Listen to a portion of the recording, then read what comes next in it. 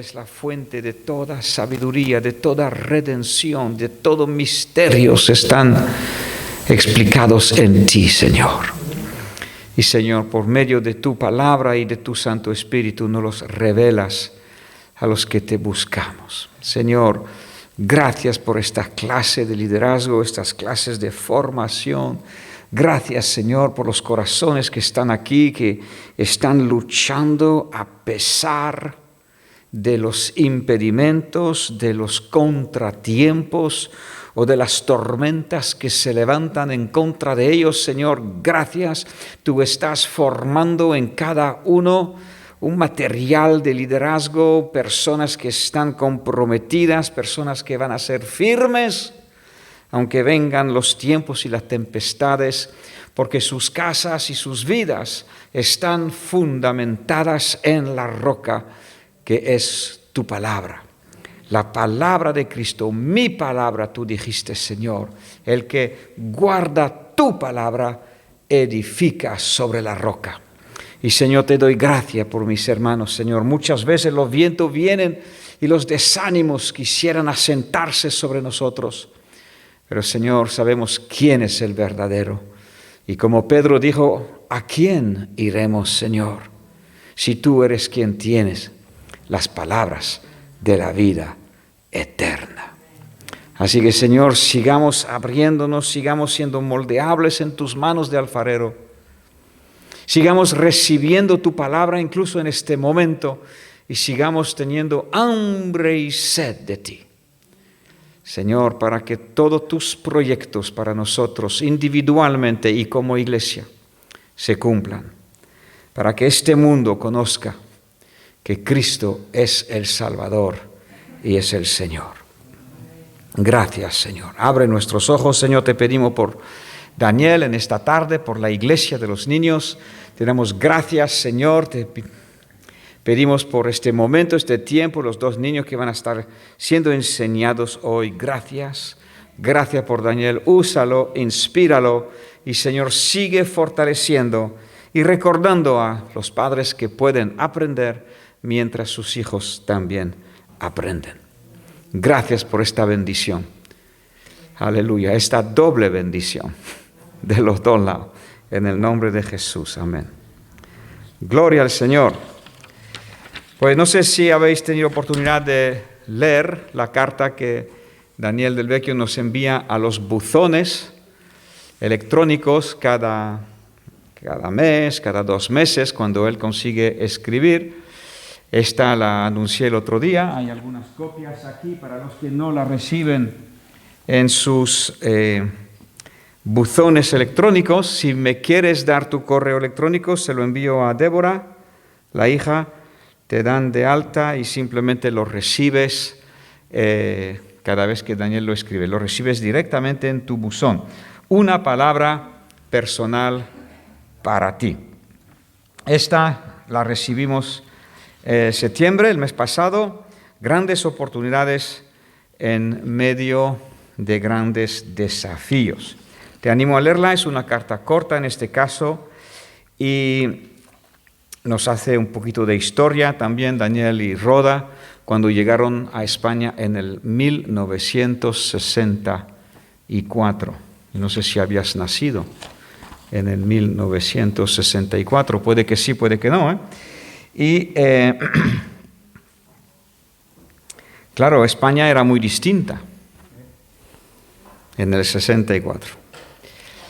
Y para un misionero, pues no era fácil y no era todos los días fácil. Entonces, aquí hay pues un poquito de historia que nos anima porque ahora vivimos un tiempo distinto con el COVID-19 y no sabemos cuánto tiempo nos queda. Entonces es otro tiempo de dificultades o de penas, podemos decir, pero también hay grandes oportunidades en medio de grandes desafíos. Cuando no se podía imprimir tratados para evangelizar, ¿qué hace un misionero en España? Pues muchos hubieran dicho, no es posible. Y como me decía don Rafael esta tarde en la oficina, tráeme por favor soluciones. Problemas, no. Me encanta eso. Creo que me lo voy a hacer mío también. ¿Ves un problema? Tráeme soluciones. Y juntos vamos a sumar más soluciones, ¿no?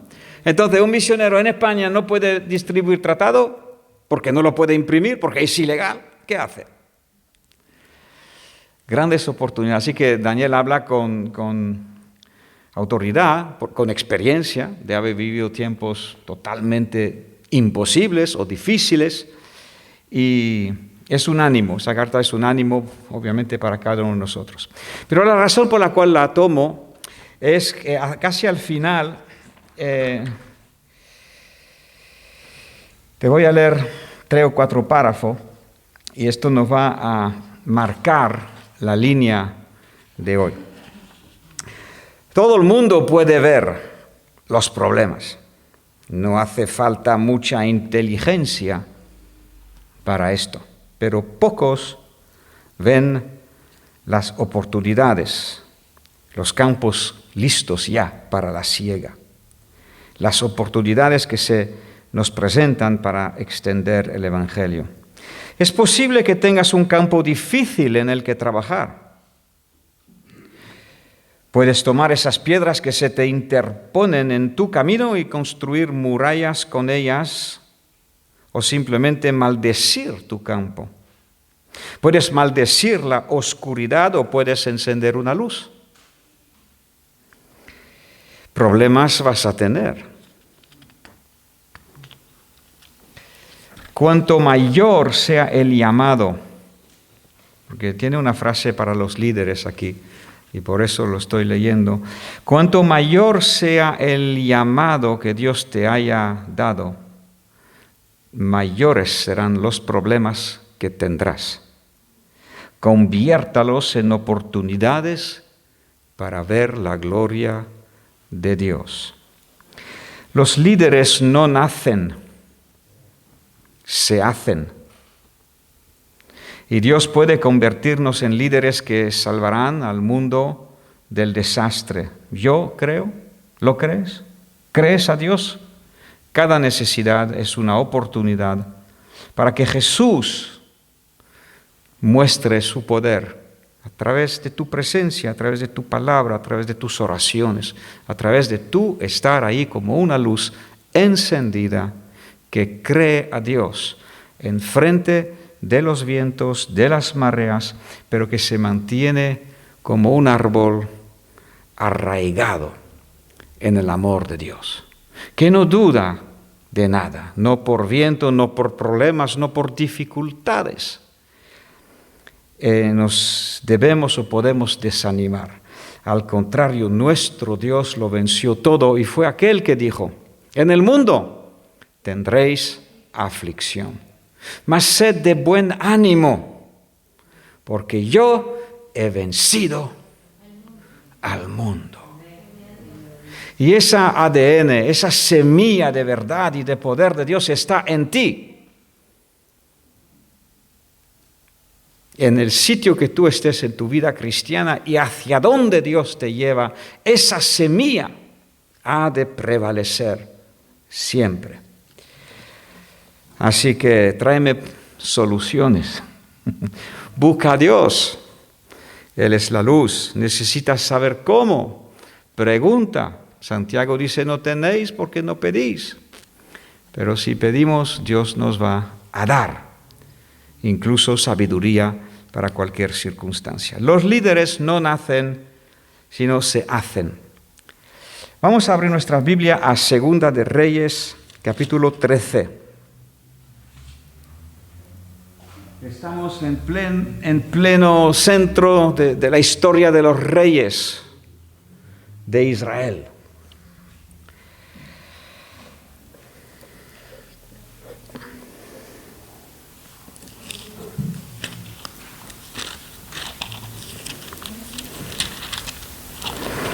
Es una historia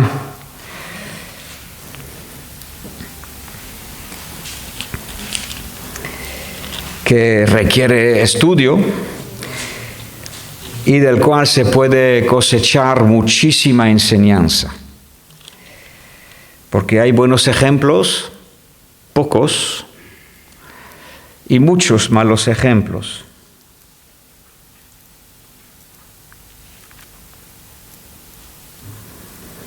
Hubo toda una dinastía, si se me permite el término, de reyes, desde Salomón, que fue la cúspide. El rey David fue el más sabio, Salomón fue aún más sabio, pero no supo guardar su sabiduría. Y después de Salomón, el reino de Israel, que era uno, cuando entró Roboam, el hijo de Salomón, se dividió el reino. Esto Dios lo hizo y se dividió en las tribus del norte y Judá y Benjamín en el sur. Y esos dos grupos empezaron a tener reyes uno tras otro. Entonces, hay toda una serie de reyes. Y esos reyes, pues como te he dicho, habían habido algunos muy malos. Como el primero de los reyes de Israel, Jeroboam, número 1, fue aquel que instauró la idolatría en Samaria.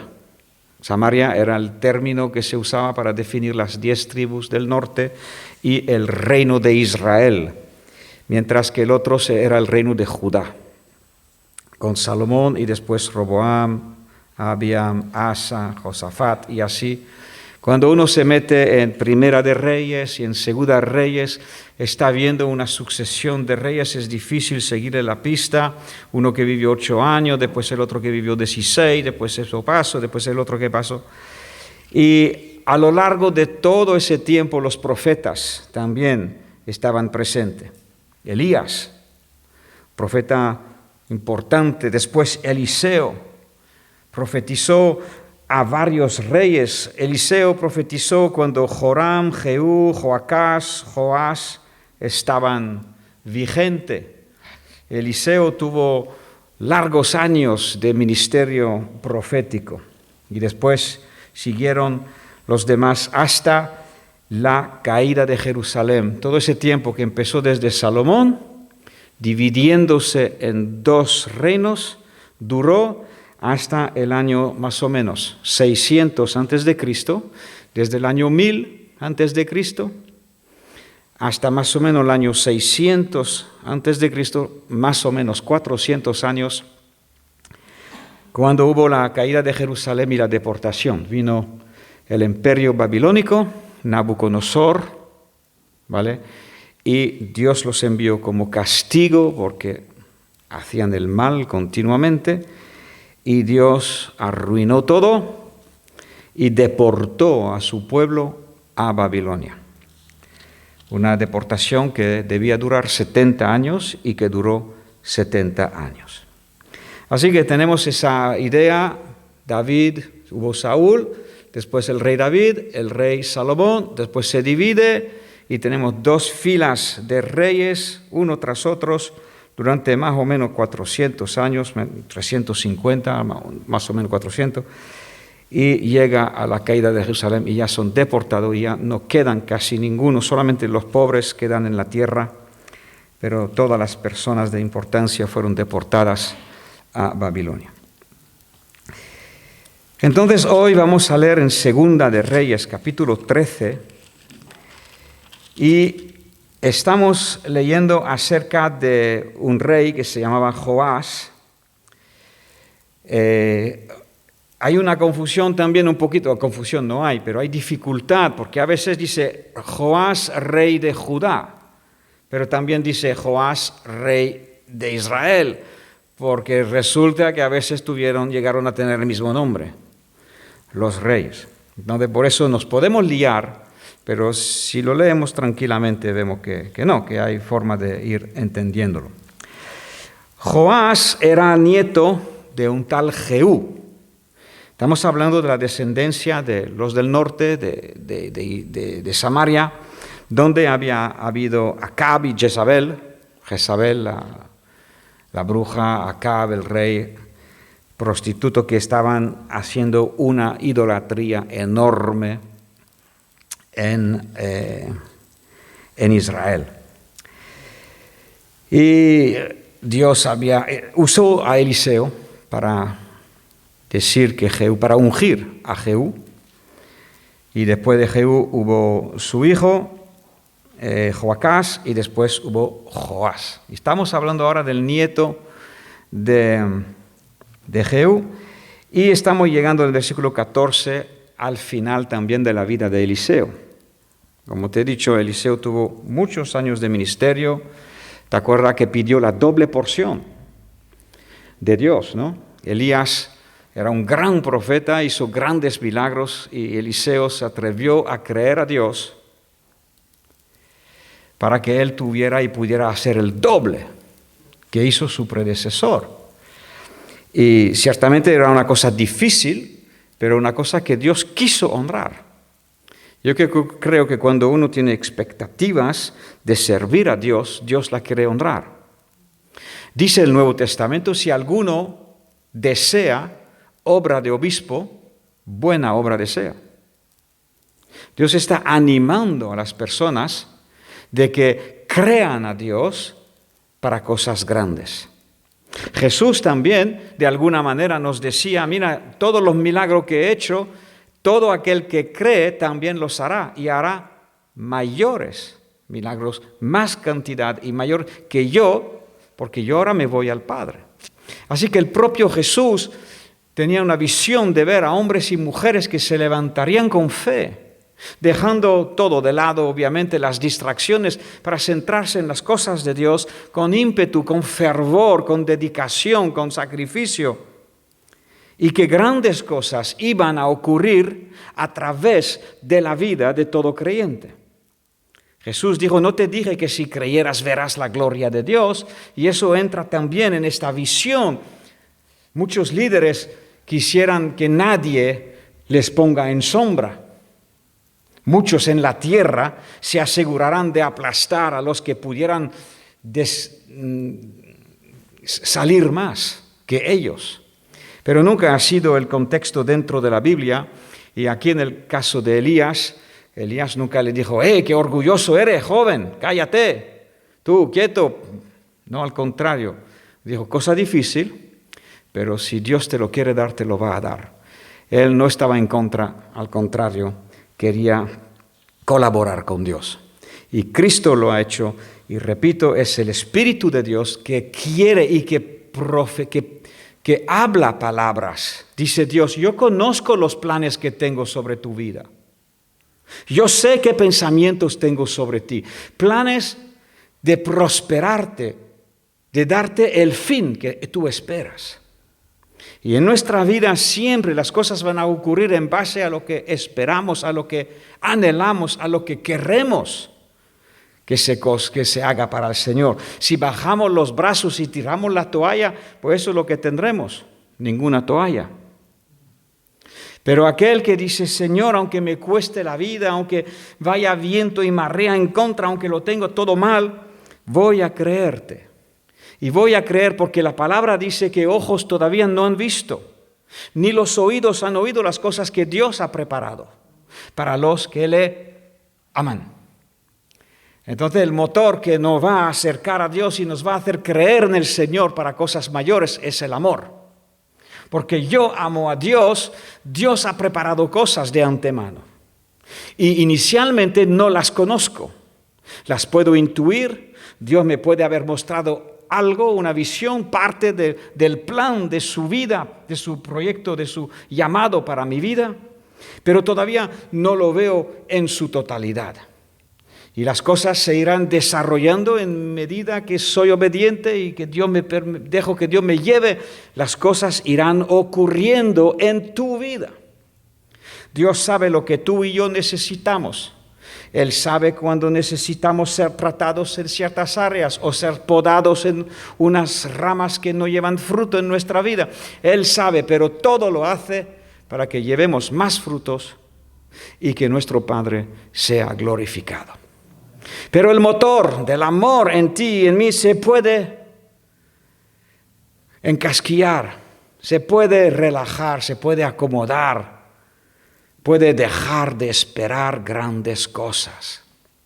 Y esta tarde te quiero animar y vengo con palabra de Dios para decirte que hay palabra para tu vida. Dios ha preparado para ti, no solamente te salvó de las tinieblas para que estés contento sentado en un banco.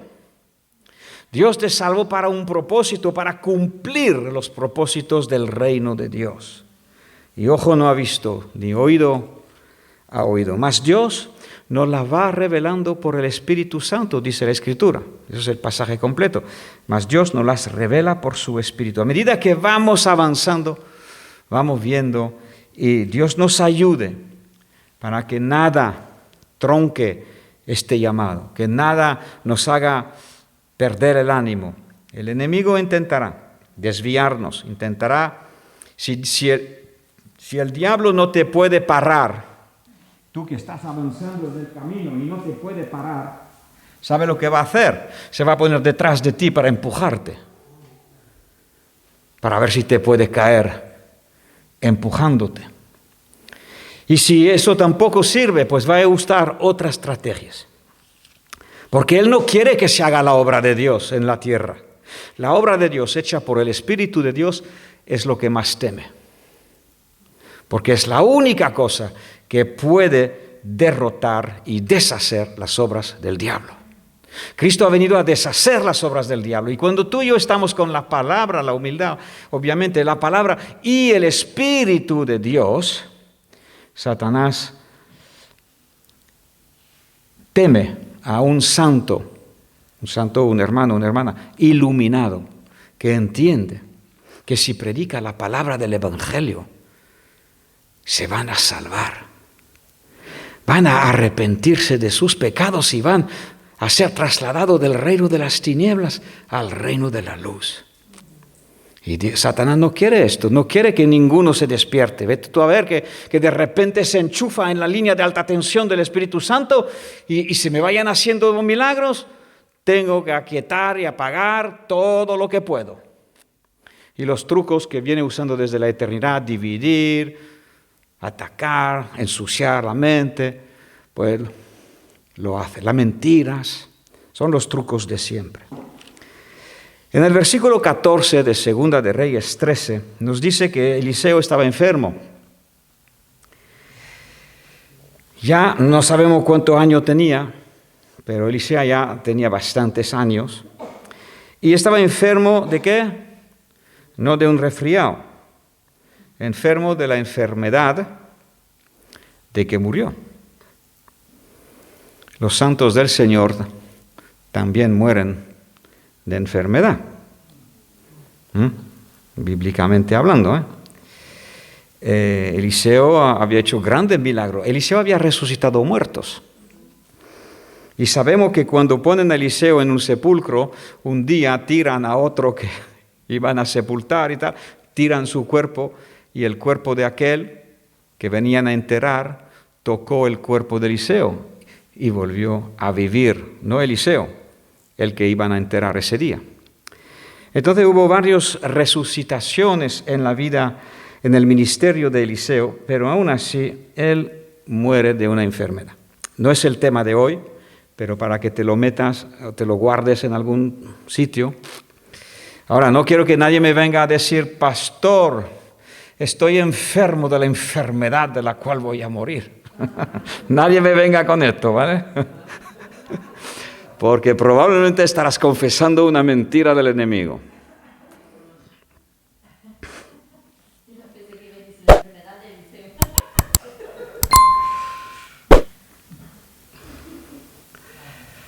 Entonces vino a él Joás, el rey de Israel. Este Joás nos dice justo unos versículos antes que no era un buen rey, buen cara a Dios y cara a la justicia de Dios.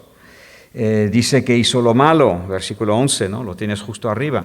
Hizo lo malo ante los ojos de Dios. No se apartó de todos los pecados de Jeroboam. Jeroboam era el primero, el que hizo pecar a Israel. pero él andaba en los pecados de Jeroboam.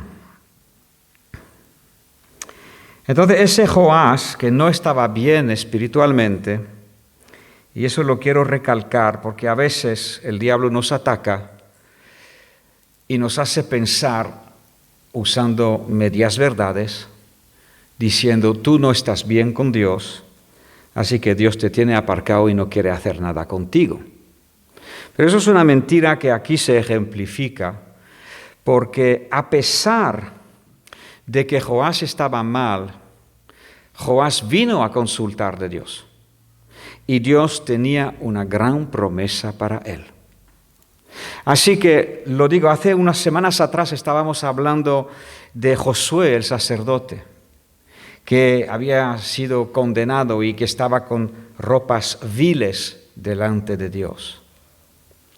Pero Dios ordenó que se le quitaran las ropas viles y que se le pusiera ropa nueva, blanca, resplandeciente. Y después de todo esto Dios le habló y le dijo, si tú haces esto, tú también vas a ser un servidor mío y un siervo mío, y tú también vas a ser usado para grandes cosas. Así que Dios siempre está esperando a que nos arrepintamos. No que creamos el diablo, Dios ha terminado contigo. No. Que si hemos equivocado en algo y podemos poner el dedo en este algo, porque a veces nos sentimos acusados y no sabemos de qué. Si te sientes acusado, así me ha pasado, y no sabes de qué, descarta la acusación y la condenación. No tiene fundamento, no has hecho nada que no sabes de qué. Descártalo, porque mientras lo crees, estás bajo esa chapa de plomo que te impide avanzar. Te culpas a ti mismo y no sabes de qué. Entonces, si fuese el caso, y si al contrario sabes exactamente de qué va la convicción de pecado que está sobre tu vida o por qué estuvieses mal con Dios, pues es tan sencillo como arrepentirse. Dios te quitará. Satanás estaba en la presencia de Dios acusando a Josué el sacerdote porque habría hecho algo malo y venía acusando con derecho. Pero cuando él se arrepintió, Dios le quitó la ropa sucia y ya Satanás no podía hacer más nada. Pero claro, eso lo tenemos que creer. Porque a veces, incluso después de haber pedido perdón por algún error nuestro, no creemos que Dios nos ha perdonado. Creemos que somos tan especiales o no sé qué, que Dios nos tiene que odiar. Estas son mentiras, empapadas de sentimientos de condenación, que recuerda, el diablo maneja las dos cosas, pensamiento y sentimiento. Entonces Joás no estaba bien, no era un rey que tenía un buen informe, hacía lo malo, pero vino a Dios, se humilló y ahora vamos a leer promesas del Señor. Entonces quería decir todo esto antes de entrar ahora en las promesas y en las actitudes que Dios nos quiere enseñar como líderes, como personas que líderes no se nace, se hace, y las grandes cosas que Dios tiene habladas, y si no las habló aún sobre tu vida, las tiene pensada, sí o sí, está escrito en su palabra y Dios no miente. Dios tiene pensado grandes cosas sobre tu vida. No sé si lo crees. Porque si no lo crees, lo que acabo de decir se ha perdido. ¿Qué cosa, eh? Así que lo repetiré con otro tono. Dios tiene pensado grandes cosas. Y dice el profeta Habacuc que si Dios te las contaría, te la cuenta, si Dios te la cuenta, no te las creerías. Te quedaría que la cabeza te giraría. Así que Dios a veces elige no decirnos la cosa que tiene prevista para que no nos hinchemos antes de llegar ahí y tampoco después. Entonces Joás vino llorando delante de Eliseo.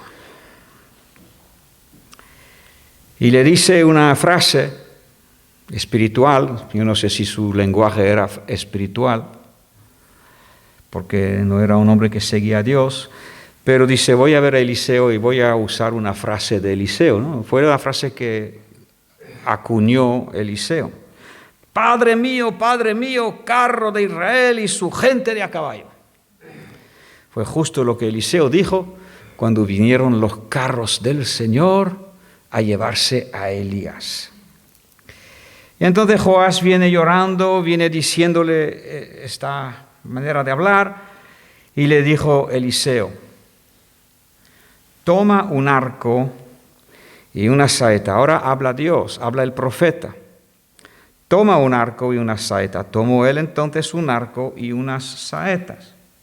Luego le dijo Eliseo, el profeta, al rey de Israel, pon tu mano sobre el arco.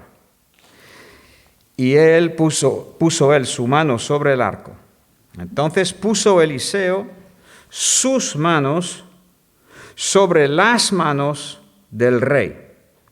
Y dijo, y ahora viene palabra de Dios, abre la ventana que da al oriente. El oriente es el este. Y cuando él la abrió, dijo Eliseo, tira.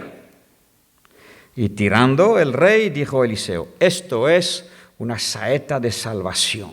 Es una promesa que hay salvación.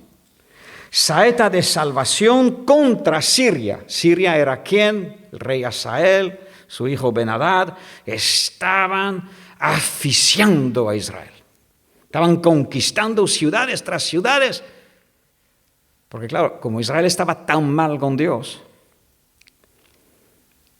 Dios permitía que sus enemigos los atacaran. Y entonces Siria estaba con mucha fuerza y mucho poder y había conquistado desde el este varias ciudades.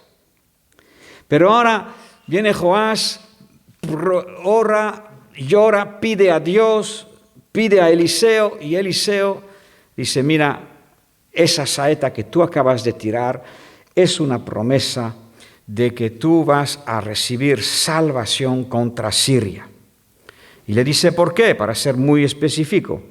Porque herirás a los sirios en Afec, hasta consumirlos. Esta frase consumirlos significa hasta aniquilarlos, hasta erradicarlos. Eso era la promesa de Dios. Y hasta aquí nos gusta a todos. Que Dios nos hable y que nos diga, mira, tú no sabes las grandes cosas que Dios va a hacer a través de ti. Una saeta, esto representa que Dios está contigo y tú vas a perseguirlos y vas a herirlos, te dice dónde, hasta consumirlos. Y eso es la parte divina. La palabra que vino de Dios a la vida de Joás. Igual que tú y yo, no pongámonos en los zapatos de Joás. Acabamos de recibir y de saber que Dios tiene un plan para nosotros. Y es un plan de victoria y punto. De victoria total y punto. Pero ahora Eliseo le vuelve a decir al rey, toma las saetas. Y luego que el rey de Israel las hubo tomado, entonces ahora el rey de Israel las tiene, golpea la tierra. Y él la golpeó la tierra 3 veces. Y se paró. Entonces el varón de Dios enojado, ahí se enoja, contra él le dijo, al dar 5 o 6 golpes hubieras derrotado a Siria hasta no quedar ninguno.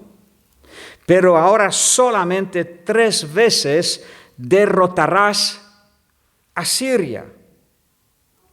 Y murió Eliseo y lo sepultaron. En la primera parte del pasaje que hemos leído, tenemos la situación pésima. Tenemos la promesa de Dios. Mira esa saeta que tú tiras hacia el este. Esto es salvación. Tú los vas a consumir. Tú los vas a derrotar. Ahora, toma tú las saetas. Toma tú la palabra de Dios. Toma tú la espada del Espíritu. Toma tú la promesa en tus manos. Y golpea. Cumple tu parte. Entra en el plan de Dios. Persigue lo que Dios te ha dicho que se cumpliría en tu vida.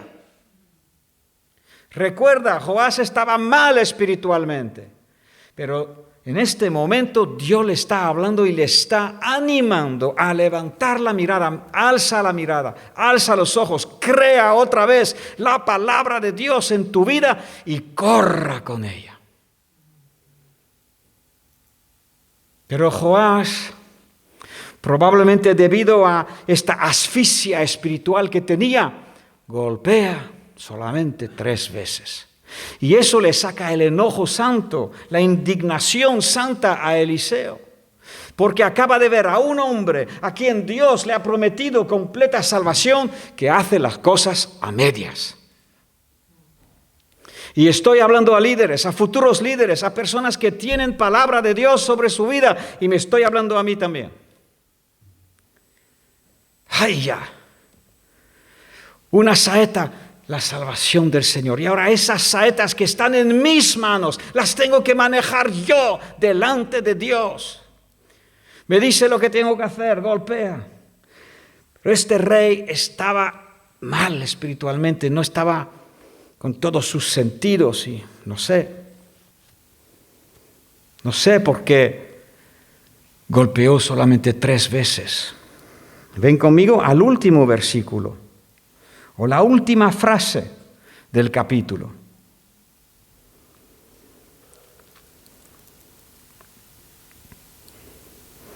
Vamos a hablar del 24. Murió Hazael, el rey de Siria, reinó en su lugar Ben-Hadad, su hijo. Volvió Joás, hijo de Joacás, tomó de la mano de Ben-Hadad las ciudades que éste había tomado en guerra durante el reino de su padre. 3 veces lo derrotó Joás y pudo restituir las ciudades a Israel. Se cumplió conforme a las medias ganas de este líder. Temblo cuando digo esto. Debido a las medias ganas de este líder, se cumplió la medida.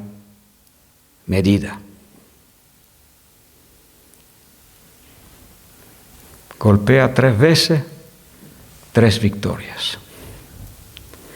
¿Tú entiendes por qué el santo varón de Dios, Eliseo, se enoja? El corazón de Dios, la apuesta, el apoyo de Dios estaba de entregarle a Joás todo el ejército de Siria. Asemejemos esto al llamado de Dios, a todas las oposiciones. David fue quien oró: ¿quién me guiará a la ciudad fortificada? ¿Quién me guiará hasta Edom? ¿No serás tú, oh Dios? Salmo 110. Danos socorro contra el adversario, Señor, porque la ayuda del hombre es vana. En Dios haremos proezas y Él hollará a nuestros enemigos. Palabra del Señor. Tiemblo, que se está repitiendo. Dios me guarde, Dios te guarde a ti. Que se repita en nuestra vida que por A o por B, que por falta de fe, ay Señor, vale, gracias por 3 victorias, pero yo todo no. Y Jesús, Dios dice, según tu fe será hecho. Que por falta de fe, que por comodidad, que por asfixia espiritual, que por distracción, no lo sé, por A o por B, Tú y yo también, teniendo las promesas, te recuerdo que según segunda de Pedro capítulo 1, grandísimas y preciosísimas promesas de Dios tú y yo tenemos. Repetiré, grandísimas y preciosísimas promesas de Dios para que fuésemos hechos partícipe, que tú y yo heredemos, tú y yo participemos de todo lo que Dios tiene planificado y previsto. Y no tiene Dios previsto una visitación que ojo no ha visto ni oído ha oído de España. Y no lo sabe el diablo y arroja todo lo que puede para que la iglesia se quede a medias tintas. Tú que estás escuchando, tú que sabes que Dios te llama, tú que estás aquí porque eres un líder o serás un líder, levántate, agarra estas flechas que Dios te ha dado. Y no de solamente 3 golpes, de todo lo que te permita dar tu fuerza. Grande victoria veremos, amada iglesia del Señor. Habrá que luchar, habrá que ser sensato, habrá que tener sabiduría, habrá que saber esquivar, habrá que saber torrear, habrá que saber humillarse para que nos pasen encima si quieren, pero que no nos dé aquí, ni aquí. Sea lo que sea el precio, el galardón de ver a España conocer a su Salvador Jesucristo. Dice que el conocimiento de Dios llenará la tierra, como el agua cubre el mar. El conocimiento, conoceréis a la verdad y la verdad os hará libre, España. Ahora, tú eres quien tiene estas saetas en tus manos. Yo creo que la saeta, en la primera parte del texto, yo creo que esa saeta ya ha salido.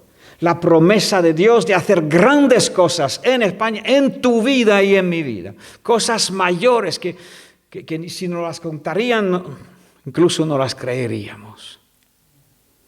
Y yo creo que depende de nosotros creer y tomar a Dios en la palabra.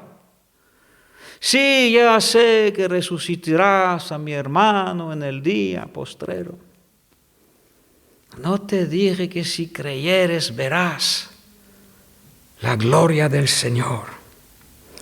Entonces, hermanos, hermanas, tú que tienes celo de Dios y que escucha la palabra del Señor esta tarde, agárrate y levántate, arrodíllate, hagamos lo que tenemos que hacer para no perdernos, que el carro no nos pase, que el tren no se pase. Se enojó el profeta. Son situaciones raras, dice, y Dios como que se enoja, o como que se enoja el varón de Dios.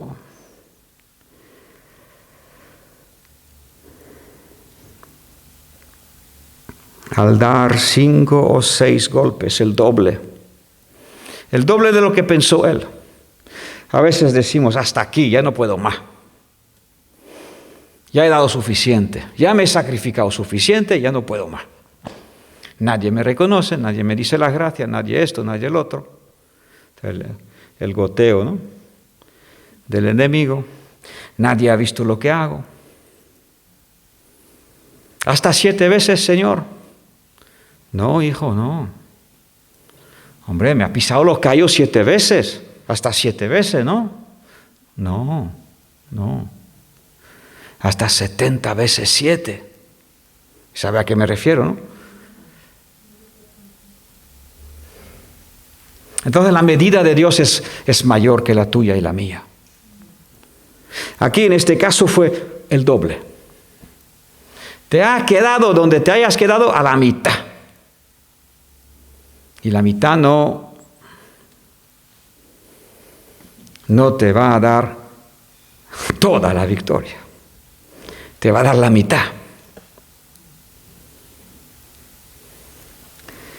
Así que en esta tarde hemos de recordar estas palabras del sabio: un líder se hace. Un líder, cuando le viene lo malo, viene los vientos contrarios, no desiste de su puesto. Ahí está, fiel. Fiel, al pie del cañón. Dios, cuanto mayor sea el llamado de Dios te haya dado, mayor serán los problemas que tendrás. ¿Y eso cómo es?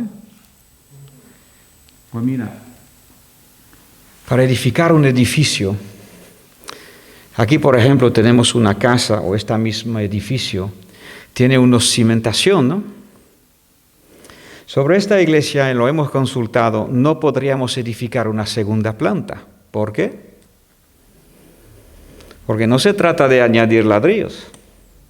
Se trata de que la cimentación nunca fue pensada para soportar ese tipo de peso. La casa de al lado, igual.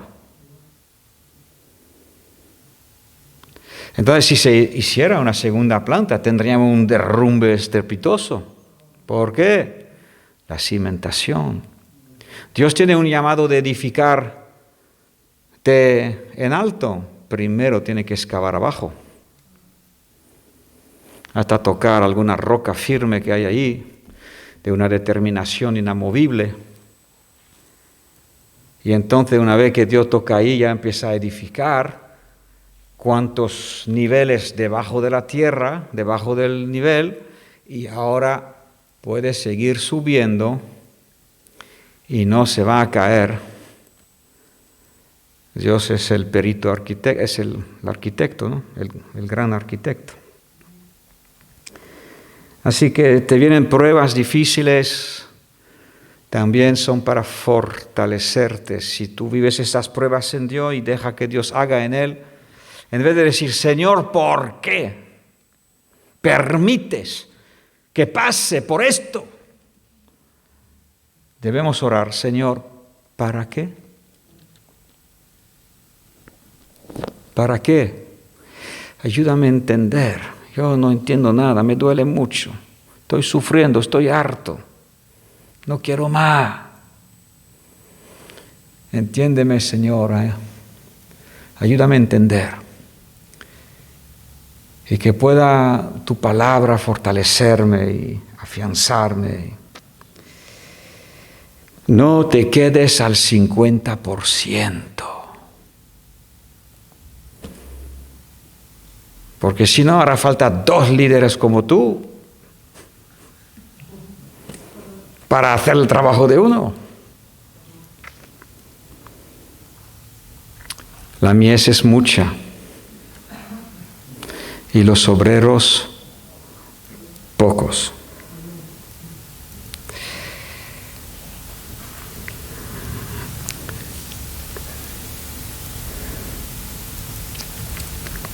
Hay una expresión en España que dice, ese no da ni palo al agua. ¿Escuchado esto? ¿Sí? ¿Lo has escuchado, no? Pues parece ser que viene de 2 imágenes que pueden...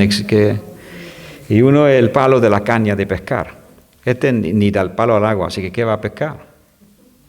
Ni da el palo al agua. ¿Vale? Eso es una de las explicaciones de dónde viene ese refrán. Y el otro es el de un remo, el palo al agua. Si uno rema en el aire y no da palo al agua, ¿a dónde va? Mucho ruido, pocas nueces.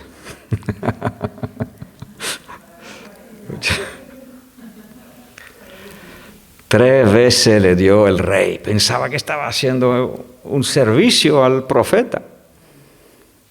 Me pidió de tirar una flecha y ahora me pide de golpear el suelo. Pues ya está, voy a golpear 3 veces. Pero no se daba cuenta que estas flechas representaban consumir a todo el ejército enemigo. A medias tintas. Dios te guarde, Dios me guarde. ¿Y por qué no oramos estos minutos que nos quedan en esta línea? No sé cómo Dios te habló esta noche. A mí me sigue desafiando, me sigue pidiendo que esté muy atento a las cosas que Dios quiere hacer. Y te recuerdo, por eso lo he dicho en la introducción, si tu vida no está como debería estar, no deje de recibir esta palabra y de escucharla. Mira, Joás estaba muy mal y se fue y Dios le habló. Y Dios quería que se levantara para la victoria, así que sacúdete del polvo y levántate, iglesia del Señor. Sacude las cadenas del cuello, hija de Sión. Isaías 60. Y levántate. Deje las mentiras y los pedazos de cadena que el enemigo quiere poner a tus pies, o a tu fe, o a tu esperanza, o a tu expectativa, los cepos. Pablo y Silas estuvieron en la cárcel con los cepos, pero estuvieron alabando al Señor y las cadenas se cayeron. Toma las saetas que Dios te ha dado. ¿Qué visión ha dado Dios a tu vida? ¿A qué te ha llamado Dios? Me dirás, Señor, pero yo no sé cómo el Señor lo va a hacer en mi vida. No te preocupes de esto. Síguele a Él. Él hará. Anda humildemente, como dijimos el otro día. Practica la justicia. Ama la misericordia. Y anda, humíllate delante de tu Dios. Humíllate bajo, eso es primera de Pedro, humillaos bajo la poderosa mano de Dios y Él os levantará al debido tiempo. El que se humilla, Dios lo levanta. Cuando subas en el ascensor o entras en el ascensor, no te equivoques de dirección. No digas, yo quiero subir, así que pincho arriba. No, ese botón no. Porque el que sube, Dios lo baja. Tú pincha abajo. Engáñale al diablo. Y Dios te exaltará. Voy a cerrar ahora esta predicación en oración y te invito a que puedas orar conforme a lo que Dios te ha hablado esta tarde y lo que queremos que Dios haga en medio nuestro. Creemos que Dios nos ha dado saetas de salvación para muchos ahí fuera. Padre, te damos gracias y te alabamos. Señor, ayúdame a ser aquel que da los 6 golpes, que da la plena medida. Tekel uparmarsin. Señor, que cuando tú digas, has sido pesado, no digas, y hallado falto. Ayúdanos, Señor. Hemos escuchado tu palabra y queremos darle entrada a nuestras vidas. Señor, si estamos a punto de tirar la toalla o a desanimarnos, Señor, nos arrepentimos, dice, no la voy a tirar. Voy a agarrar estas saetas que Dios me ha dado, la voy a creer, me voy a levantar otra vez con fe y con expectativa de que Dios es bueno y cumple su buena palabra. Señor, gracias por mis hermanos, gracias por esta iglesia. Señor, una más por la cual tú quieres hacer grandes cosas. Padre, estamos en tus manos. Nos entregamos a ti, Señor, permítanos de seguir dándole golpe. Amén.